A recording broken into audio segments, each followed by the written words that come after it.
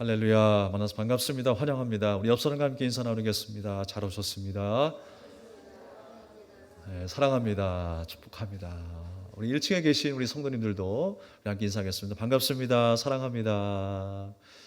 네. 오늘 말씀의 제목은 주의 말씀이 나의 능력이라는 제목으로 함께 은혜를 나누겠습니다. 동일한 하나님의 크신 은혜와 능력이 함께하기를 주님의 이름으로 축복합니다. 많은 사람들이 주식을 이야기할 때 알다가도 모르겠다라고 이야기를 해요. 저는 1도 모르겠습니다. 그래서 누가 만약에 저에게 주식을 물어보면 저의 주식은 쌀입니다 라고 이야기할 거예요. 정말 알다가도 모른다고 사람들이 이야기합니다. 경제는 불황인데 주식이 호황일 때가 있어요. 그러니까 많은 한두 가지 일이 아니라 여러 가지 일들이 작용해서 이루어지는 것이 주식 같습니다. 요즘 너도 나도 할 것 없이 아이까지도 투자를 하고 주식을 한다라고 이야기를 하는데, 그 주식을 투자할 때 사람들의 마음은 어떤 마음일까요? 한번 생각을 해보았어요. 불확실한 일이라고 생각하겠습니까? 여러 가지 정보를 얻겠죠. 그리고 전문가의 조언을 듣겠죠. 그리고 내가 믿을 만한 곳에 투자를 할 겁니다. 확실하다고 믿을 거예요. 그런데 결과가 좋지 않을 때도 있어요. 그런 거 보면 모든 것이 불확실합니다. 확실한 것이 없어요. 우리 신앙생활도 자칫 잘못하면 확실한 걸 붙잡아야 되는데 불확실한 것만 붙잡고 살아갈 때가 있어요. 그것을 우리는 조심해야 합니다. 그래서 오늘 요한복음의 말씀을 다시 한번 우리가 묵상하고 있습니다만, 지금까지 요한복음을 통해서 우리에게 하신 말씀은 뭐예요? 우리의 생명이시고 우리의 능력이 누구이신가? 바로 예수 그리스도. 그 예수 그리스도를 만나야 한다라는 거예요. 우리를 살리고 우리를 새롭게 하시는 그 실체가 예수님이라고 하는 것을 분명히 밝히는 말씀이 요한복음의 말씀이에요. 그래서 포도주 사건을 통해서 우리에게 말씀하시잖아요. 잔치가 끊어진 그 즐거움이 사라진 그곳에 예수님께서 물을 포도주로 만드는 역사가 나타났어요. 예수님만이 하실 수 있는 역사라는 거예요. 즐거움이 끊어진, 생명이 끊어진, 행복이 끊어진 그 삶 가운데에 예수님께서 회복시키시는 기적이 일어나는 거예요. 소망이 사라진 우리 인생 가운데 예수님이 찾아와 주셔서 우리를 살리시는 역사가 일어난 거예요. 우물가에서 한 여인을 만났던 예수님, 그 여인의 사건도 마찬가지입니다. 그가 그리심산에서 하나님 앞에 예배를 드린다고 합니다. 장소에 집착했어요. 그러나 예수님은 여기서도 저기서도가 아니라 영과 진리로 하나님 앞에 드려야 한다는 거예요. 우리가 예배를 드릴 때 제물을 드리잖아요. 우리의 죄가 제물에 전가되는 거예요. 저 제물 때문에 내가 살게 되었다라고 말씀하고 있는 거예요. 그렇다면 우리를 살리는 그 제물의 실체가 누구냐 말이에요. 그게 진리지요. 영과 진리로 예배를 드리라고 그랬어요. 다른 것으로 우리가 비본질적이고 불확실한 것으로 예배를 드리는 것이 아니라 그 실체이고 본질인 확실인 그 제물로 드리라고 그랬어요. 그 진리, 그 제물이 뭐예요? 예수님이에요. 그래서 우리는 예수님만으로 살 수 있고 예수님만으로 능력을 힘입어 승리할 수 있습니다. 그것을 가르쳐주는 말씀이 요한복음의 말씀이에요. 그래서 우리는 오늘도 예수님 붙잡고 사는 거예요. 그래서 오직 예수 하는 거예요, 여러분. 날마다 예수님의 이름으로 승리할 수 있기를 주님의 이름으로 축복합니다. 오늘 우리에게 또한 한 사건을 통해서 다시 한번 그 살아계신 예수님이 우리의 생명이고 능력이다라는 것을 가르쳐 주고 계십니다. 우리가 오늘 본문의 말씀, 왕의 신하의 아들이 거의 죽어가고 있었습니다. 근데 예수님께서 그 아들을 살리시는 역사를 통해서 우리에게 주시는 교훈이 무엇인가를 다시 한번 생각해 보겠습니다. 첫 번째로는 세상에 편승하지 말아야 합니다. 우리의 신앙, 또 예수님께서 우리에게, 교회에게 당부하시는 말씀이기도 합니다. 여러 가지 사건을 통해서 오늘 특별히 본문의 말씀을 통해서 우리에게 뭐라고 말씀하시냐면 세상에 편승하는 신앙이 되지 말라는 거예요. 오늘 말씀의 시작을 주님께서 뭐라고 말씀하셨습니까? 44절에 친히 증언하시기를 선지자가 고향에서는 높임을 받지 못한다 하시고 그랬어요. 많은 사람들이 예수님을 따랐습니다. 무엇을 보고 따랐습니까? 기적을 보고 따랐어요. 예수님께서 고치시고 눈을 여시고 귀를 여시고 귀신을 몰아내시는 그런 모습들을 보면서 많은 사람들은 따릅니다. 여러분, 우리는 주님을 무엇 때문에 따르고 있습니까? 많은 사람들이 그런 표적과 기적 때문에 따르고 있어요. 예수님께서 고향 땅에서 항상 인정받지 못한 건 아니에요. 오늘 45절 말씀에 보면 사람들이 예수님을 영접했던 때도 있었어요. 영접했다라고 말씀하고 있습니다. 그런데 무엇 때문에 영접했느냐? 기적 때문에 영접했다라는 거예요. 잘 보십시오. 45절에 갈릴리에 이르심에 갈릴리인들이 그를 영접하니 이는 자기들도 명절에 갔다가 예수께서 명절 중 예루살렘에서 하신 모든 일들을 보았음이로라. 보았다라는 거예요. 세상 많은 사람들은요, 봐야지 믿어요. 봐야지 확신해요. 지금 많은 사람들이 예수님께서 하신 그 놀라운 기적의 역사를 바라보면서 예수님을 따르고 있다는 거예요. 그것이 세상의 모습입니다. 봐야 되고요, 만져야 되고요, 논리적으로 그것이 해석이 돼야 믿을 수 있다라고 이야기를 합니다. 선지자가 고향에서 인정을 받지 못했다라는 거, 높임을 받지 못했다라는 게 무슨 말일까요? 예수님께서 항상 인정받지 못한 게 아니었어요. 예수님께서 기적을 행하실 때는 많은 사람들이 다 순종하고 따랐지만 예수님께서 고난을 받으시고 십자가의 길로 가실 때는 많은 사람들이 떠나갔어요. 선지자의 역할이 무엇입니까, 여러분? 선지자는 하나님의 말씀을 대언하는 사람이에요. 심판의 메시지, 회개를 이끄는 하나님의 진리의 말씀이 그의 입술을 통해서 선포되는 거예요. 많은 사람들이 여러분 듣기 편하겠습니까? 결코 듣기 편하지 않아요.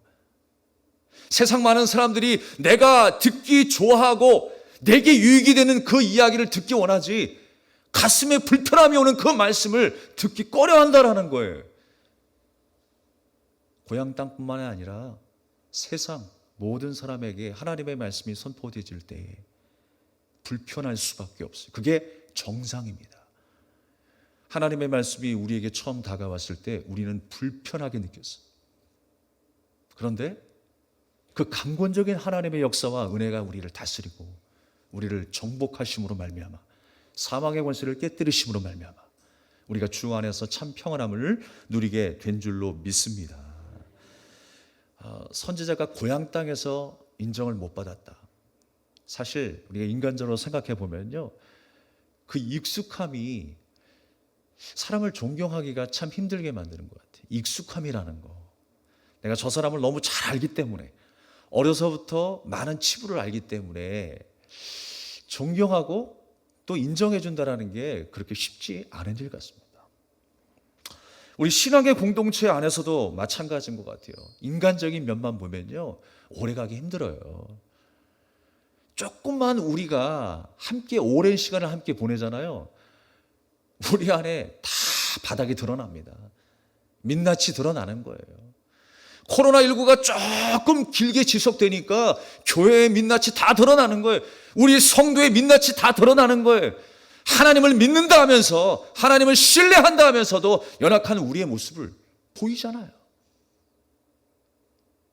그래서 우리는요, 교회 안에, 공동체 안에서 인간적인 면만 바라보면 은혜가 하나도 안 돼요. 우리 안에 좋은 것, 고매한 것, 인격적인 것, 그것이 나온들 얼마나 나오겠습니까? 나에게서 한계가 있어요. 바닥을 보일 때가 있습니다. 그러니까 우리는 서로를 바라볼 때에 어떤 마음으로 섬겨야 하는가? 그렇지. 연약함에도 불구하고 우리에게 부어주시는 그 은혜, 하나님께서 연약함에도 불구하고 우리에게 부어주시는 그 은혜를 생각해야 한다는 것입니다. 하나님께서 우리에게 그 은혜를 부어주셨구나. 나 또한 그 은혜로 내가 용서함을 받았고 사랑을 받았고 또한 그 은혜로 살아갈 것을 예수님께서 당부하시잖아요. 그렇다면 우리는 사랑하지 못할 사람이 아무도 없어요. 섬기지 못할 대상이 아무도 없다라고 하는 것입니다. 우리는 항상 모든 것을 은혜의 관점에서 바라봐야 돼요. 인간적인 면만 생각해 보면요, 실망합니다. 그 익숙함 때문에 금방 우리 신앙이 무너질 수가 있다라고 하는 것입니다. 인간적인 면이 아니라 우리 연약함을 인해서 부어주실 그 은혜에 집중할 수 있기를 주님의 이름으로 권면합니다.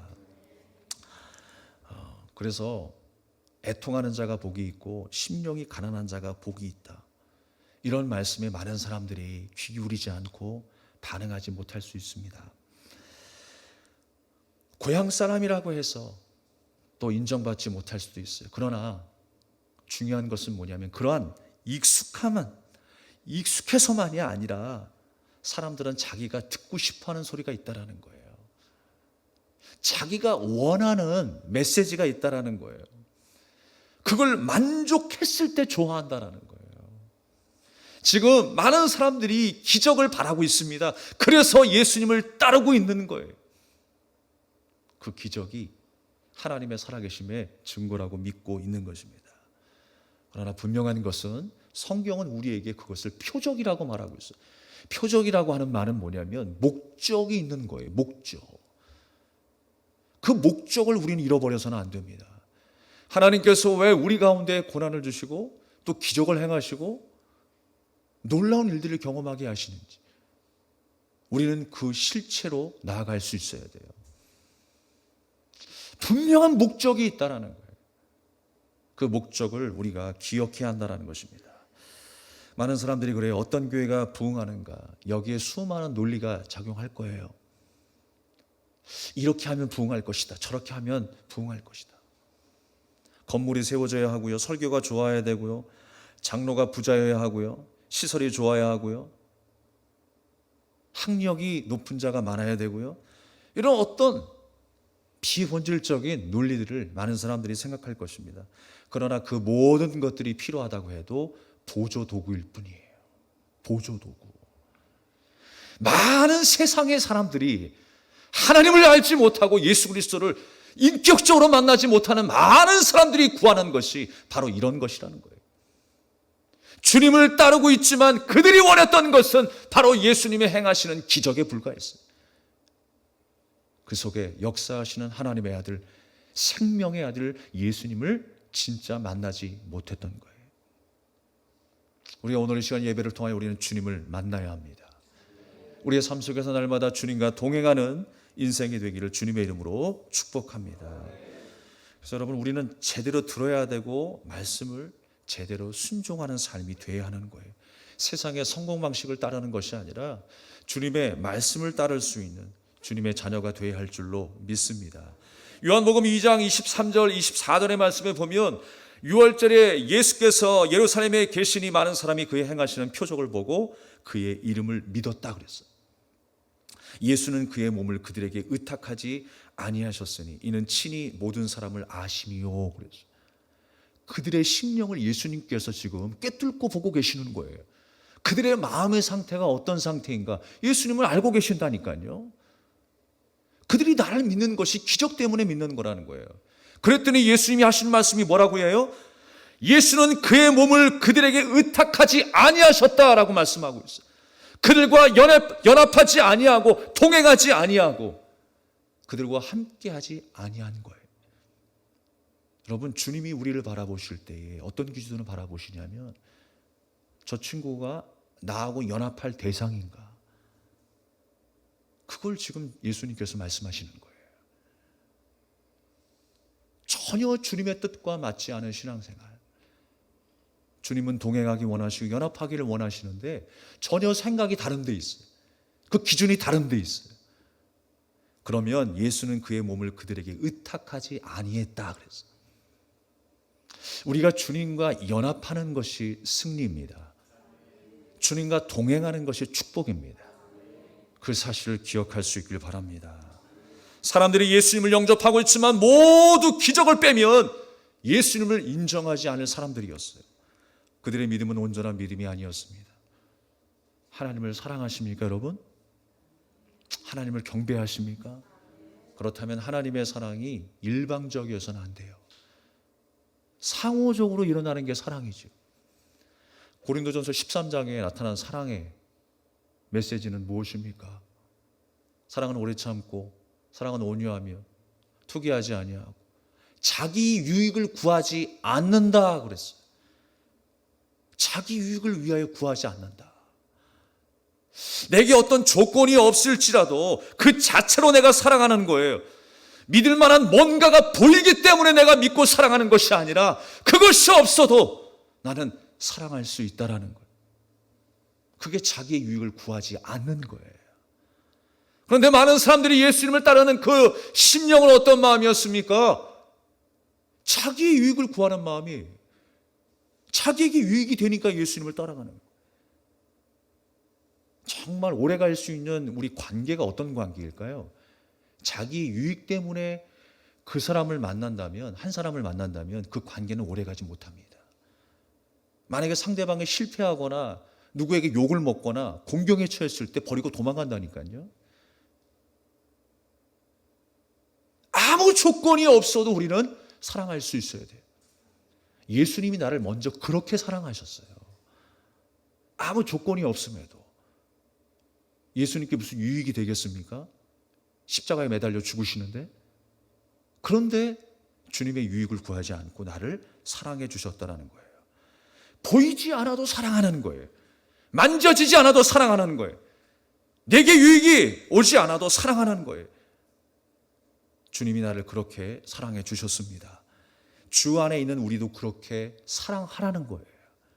우리가 날마다 그렇게 사랑하는 사랑의 베델 공동체가 되기를 주님의 이름으로 축복합니다. 히브리서 11장 1절에서 3절까지의 말씀을 보면 여러분이 잘 아시는 말씀, 믿음은 바라는 것들의 실상이요 보지 않는 것들의 증거니 선진들이 이로써 증거를 얻었느니라. 믿음으로 모든 세계가 하나님의 말씀으로 지어진 줄을 우리가 아나니 보이는 것은 나타난 것으로 말미암아 된 것이 아니니라 그랬어요. 믿음이란 과연 무엇일까요? 실현되지 않았는데 우리가 하나님의 말씀이 실현된 것처럼 믿는 게 믿음이죠. 보고 만지는 것은 누구나 다 알 수 있어요. 그런데 보고 만질 수 없는데 어떻게 알까요, 여러분? 내가 볼 수 없고 만질 수 없는데 어떻게 아냐고요. 그래서 믿음이 하나님의 선물이라는 거예요. 하나님께서 우리에게 믿음을 주셔서 그 믿음을 보이라라고 말씀하셨어요. 우리는 믿음을 선물로 받은 하나님의 자녀들입니다. 그러면 여러분, 우리는 세상의 방식을 따르는 삶이 아니라 주님의 말씀을 따르고 순종하는 자들이 되어야 합니다. 주님께서 우리에게 보여주시는 대로, 인도하시는 대로 따라가는 것이 믿음이에요. 내 계산과 하나님의 계산이 맞지 않을 줄 모르겠어요.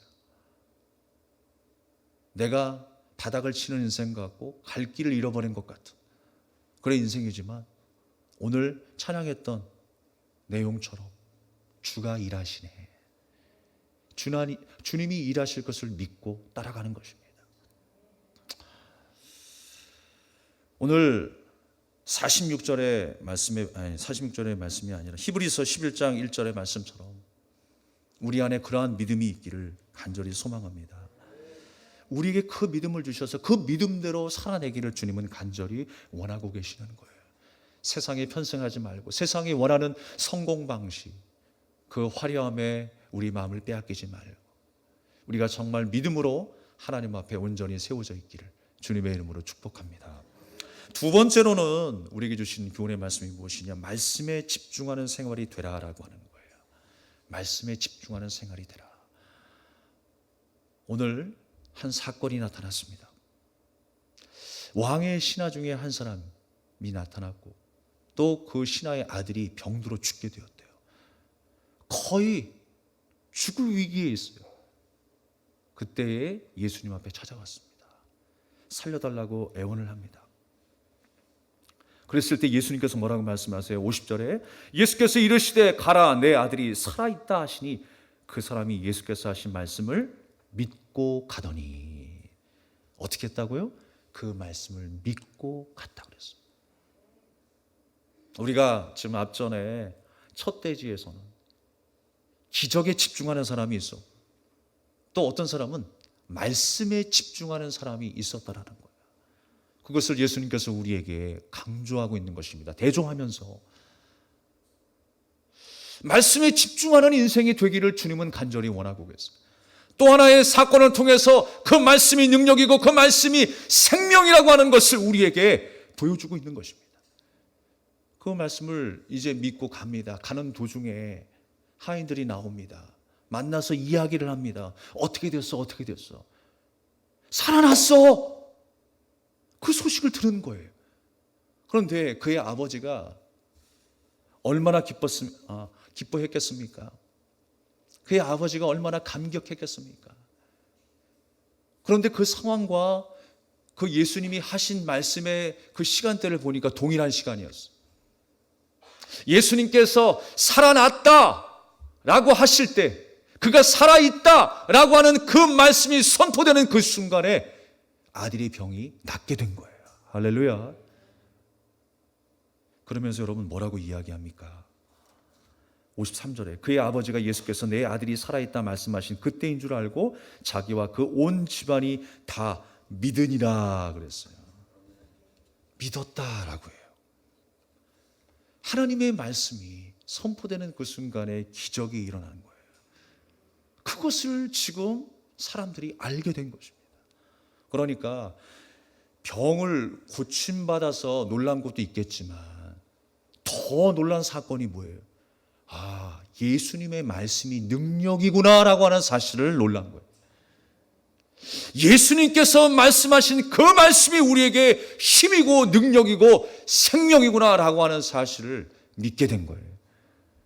우리가 그 사실을 놓쳐서는 안 되는 것입니다. 우리가 병 고침 받으면요, 또 잊어버릴 수 있어요. 우리 문제가 해결받잖아요. 하나님의 은혜 온데간데 없이 또 방탕할 수 있어요. 그런데 여러분, 그 핵심을 놓치지 않으면 되는 거예요. 그 일을 행하신 분이 누구시냐? 지금도 우리를 바라보고 계시고 우리를 지키시는 분이 누구시냐? 하나님이라는 것. 그 사실을 우리가 놓치지 말아야 믿음의 그 라인에서 이탈하지 않는 거예요. 그래서 정말 주님을 만난 사람들의 고백, 주님을 경험한 사람들의 고백은 바로 이런 고백입니다. 주님 뜻대로 살기로 했네. 주님 뜻대로 살기로 했네. 주님 뜻대로 살기로 했네. 뒤돌아서지 않겠네. 2절과 3절의 가사가 끝내줍니다. 세상 등지고 십자가 보내. 많은 사람들은 세상이 좋다고 세상으로 갈 텐데 세상 등지고 죽음인 십자가를 향해 가겠대요. 그런데 이 세상 사람 날 몰라줘도 뒤돌아서지 않겠네. 뒤돌아서지 않겠네. 이것이 믿음의 사람의 고백이라는 거예요. 예수님을 진짜 만났기 때문에, 예수님의 그 말씀의 능력이 있음을 체험했기 때문에 그의 삶의 고백이 이렇게 될 수밖에 없는 거예요. 우리의 고백도 날마다 이런 고백이 되기를 주님의 이름으로 축복합니다. 사실 이전에 가나 혼인잔치의 역사가 있었죠. 오늘 본문의 말씀 속에 짧은 본문의 말씀에도 불구하고 그 가나 혼인잔치의 역사를 또 다시 한번 언급해요. 즐거움이 끊어졌던, 기쁨과 감사가 끊어졌던 그 혼인잔치에 예수님이 다시금 그 행복을 회복시켜 주셨잖아요. 그 즐거움을 회복시켜 주셨잖아요. 인생의 죽은 분이었던 우리 인생 가운데 예수님께서 우리를 위하여 죽으심으로 우리 가운데 참 기쁨이 회복된 것 아니겠습니까? 그 사실을 우리에게 다시 한번 강조해서 말씀해 주고 있는 것입니다. 우리를 다시 살릴 자가 누구냐? 우리를 다시 회복해 할 그분이 누구시냐? 바로 예수님이시다 라고 우리에게 다시 한번 강조해서 말씀하고 있는 것입니다.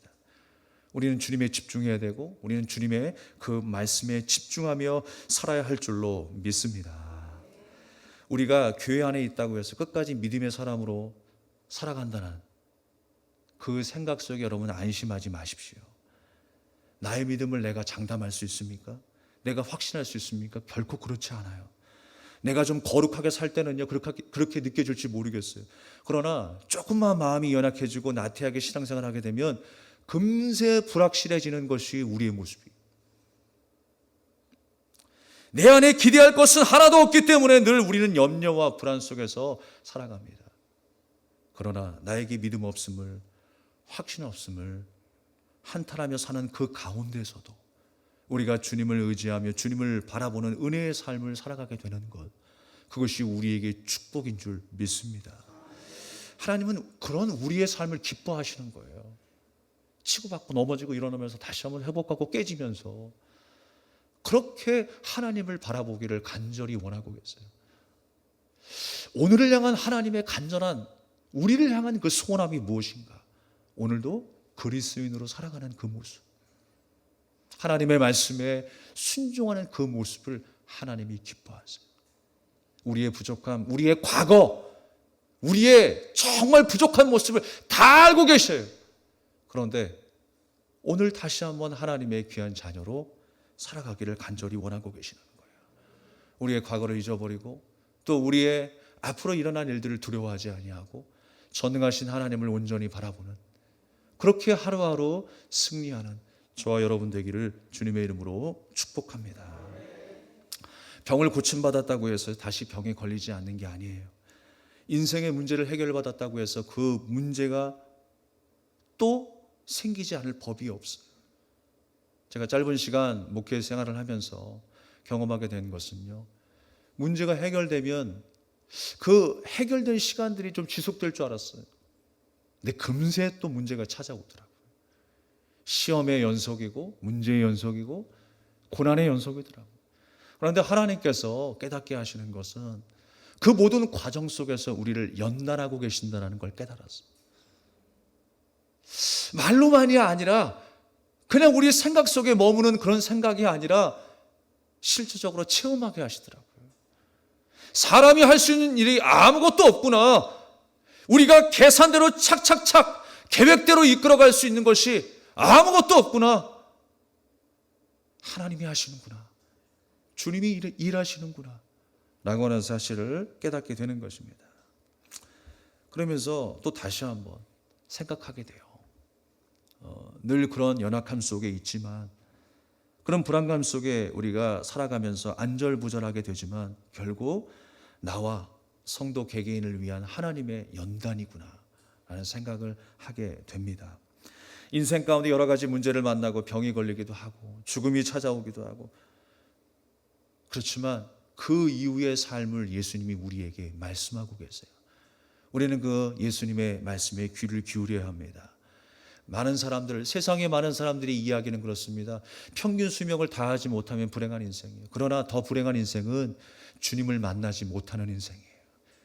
주님의 그 말씀을 제대로 듣지 못하는 인생이 불행한 인생이에요. 주님을 만나는 것 자체가 여러분 행복입니다.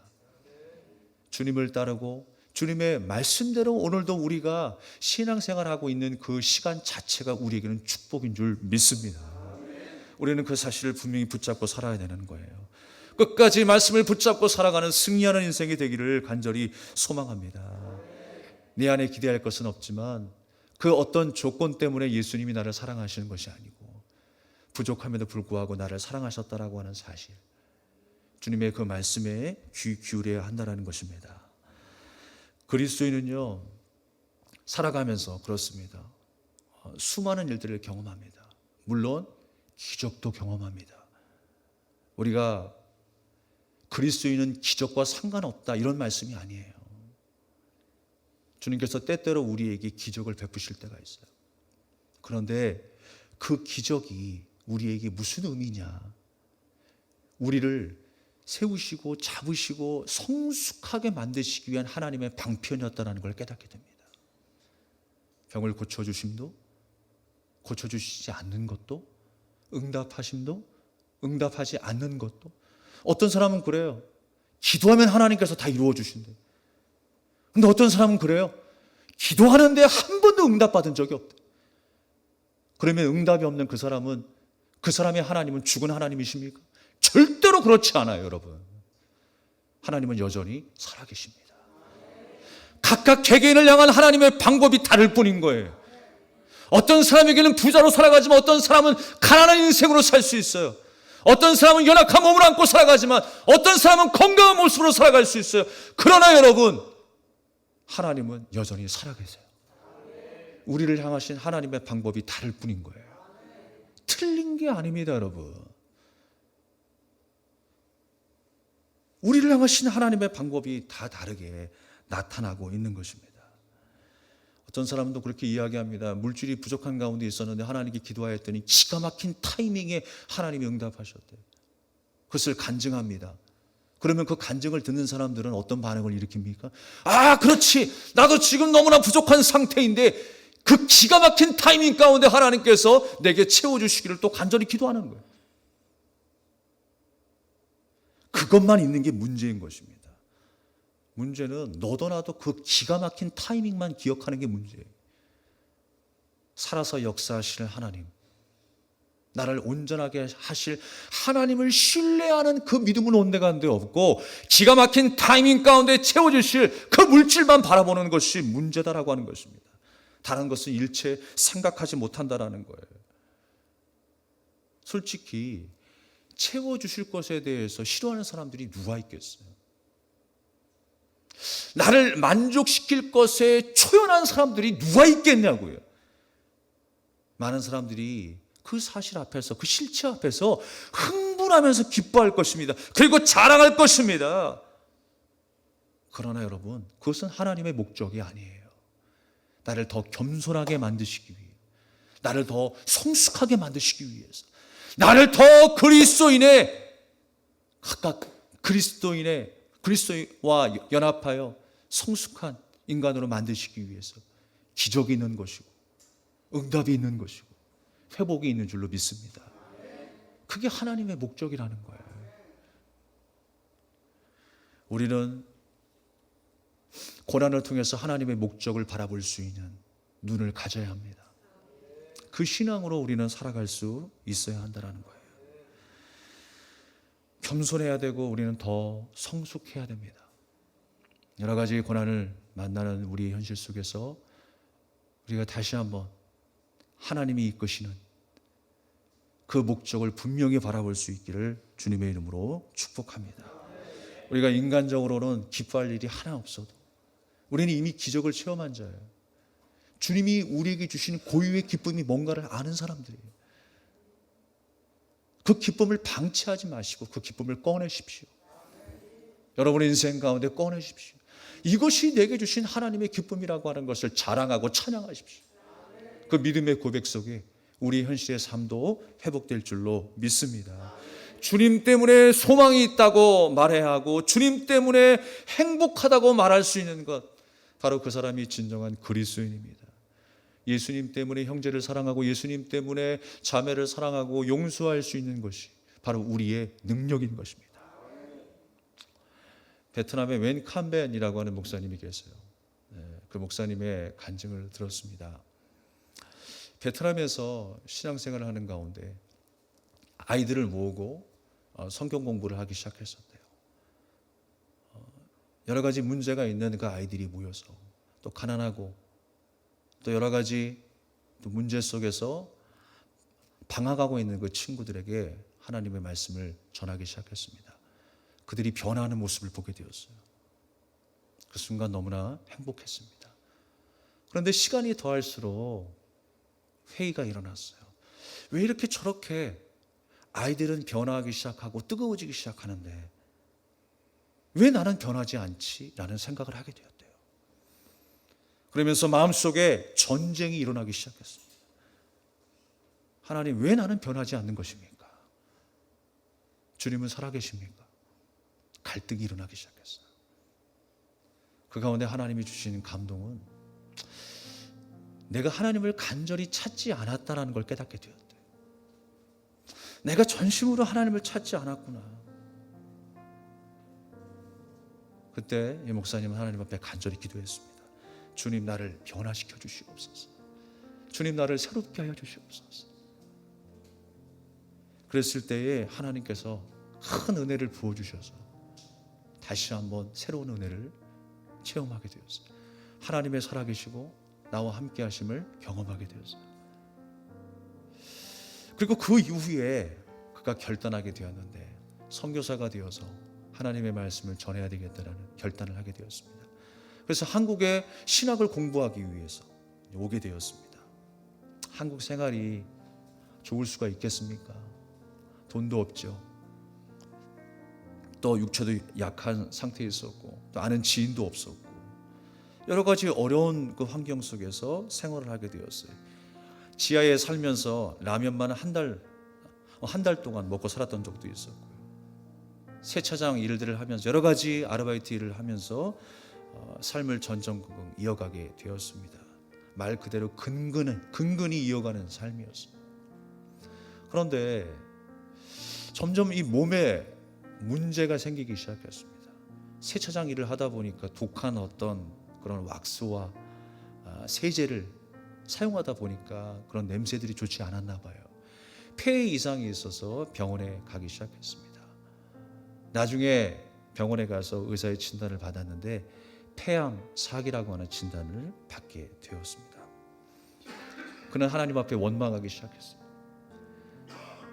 하나님, 할아버지와 어머니로부터 받은 그 신앙은 하나님 믿으면 복받고 형통하다고 하는데 내가 형통하게 된다라고 말씀해 주셨는데 왜 내 인생을 하나님께 바쳤음에도 불구하고 하나님은 이런 질병과 가난을 주십니까? 라고 하나님을 원망하기 시작했대요. 너무너무 화가 났었대요. 그때 하나님께서 들려주셨던 음성이 뭐였냐면 이 고난이 나에게 온 목적이 무엇인가를 주님께서 말씀하시더래요. 내가 너에게 준 고난의 목적이 무엇인지 아니? 라고 물어보시는 거예요. 그것을 목사님이 깨닫게 되었어요. 베트남에서 온 수많은 젊은이들과 함께 예배를 드리면서 하나님의 말씀을 전하면서 외롭고 어둠 속에 있었던 자기의 모습이 느껴졌고 또 그들을 이해하게 되었고 공감하게 되었어요. 그를 사랑하게 되었어요. 애타는 심령으로 하나님의 말씀을 전하게 되었어요. 하나님께서 이 사역을 위해서 저들을 이해하고 공감하고 그들의 아픔을 함께 나눌 수 있도록 주님께서 나를 인도하셨구나 라는 사실을 깨닫게 되었다라고 하는 것입니다.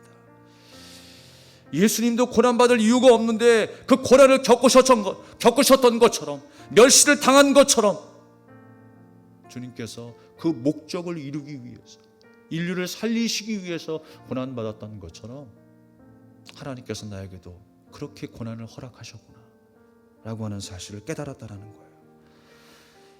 그러면서 이 학생들이요 항상 돈만 알고 욕심만 가득하고 꿈과 희망이 없었다고 해요. 그렇기 때문에 더 아파하고 공감하면서 그들에게 복음을 증거하기 시작했어요.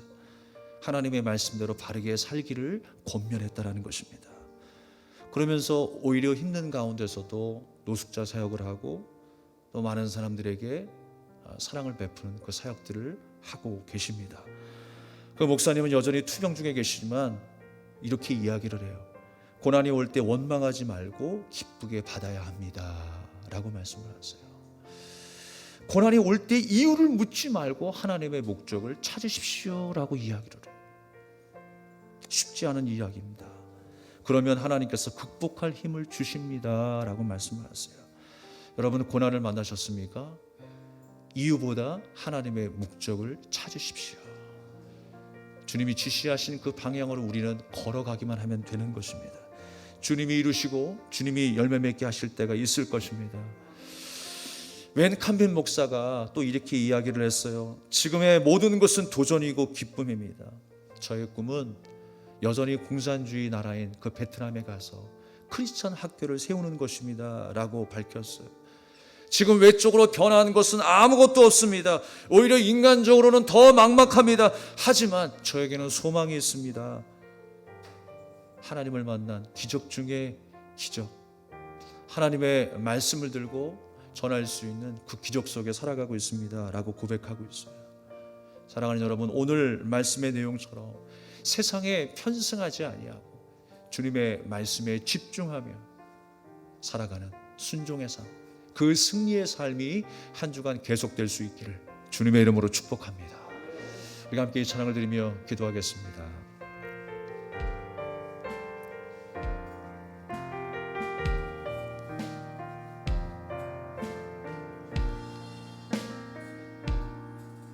내가 누려왔던 모든 것들이, 내가 지나왔던 모든 시간이, 내가 걸어왔던 모든 순간이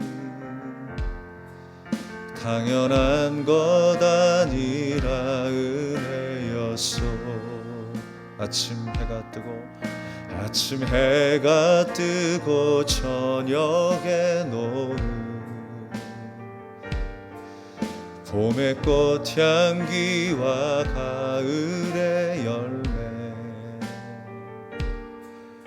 변하는 계절의 모든 순간이 당연한 것 아니라 은혜였소. 모든 것이 은혜,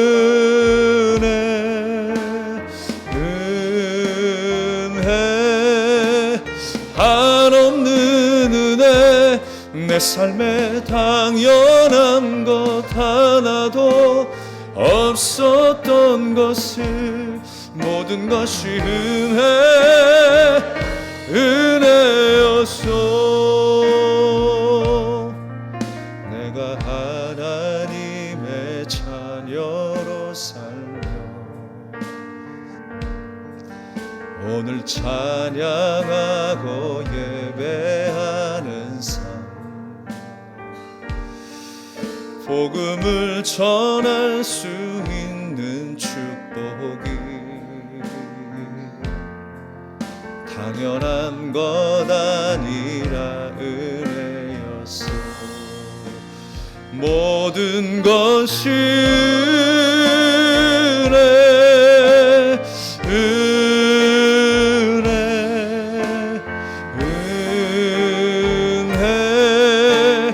한없는 은혜, 내 삶에 당연한 것 하나도 없었던 것을, 모든 것이 은혜였어. 우리 2절 다시 한번 찬양하겠습니다. 내가 이 땅에 태어나 사는 것, 어린아이 시절과 지금까지 숨을 쉬며 살며 꿈을 꾸는 삶, 당연한 것 아니라 은혜였어. 내가 하나님의 자녀로 살며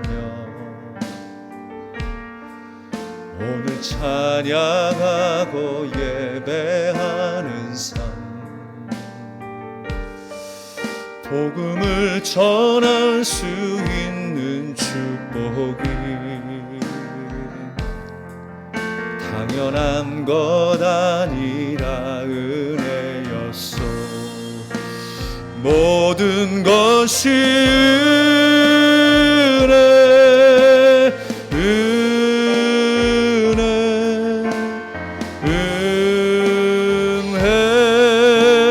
한없는 은혜, 내 삶에 당연한 것 하나도 없었던 것을, 모든 것이 은혜였어. 모든 것이 은혜,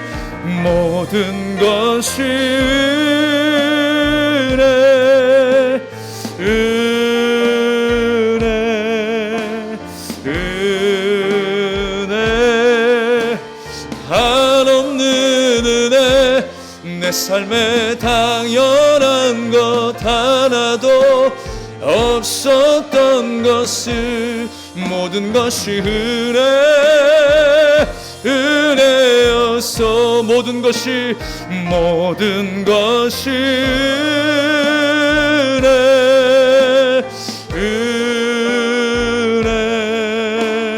은혜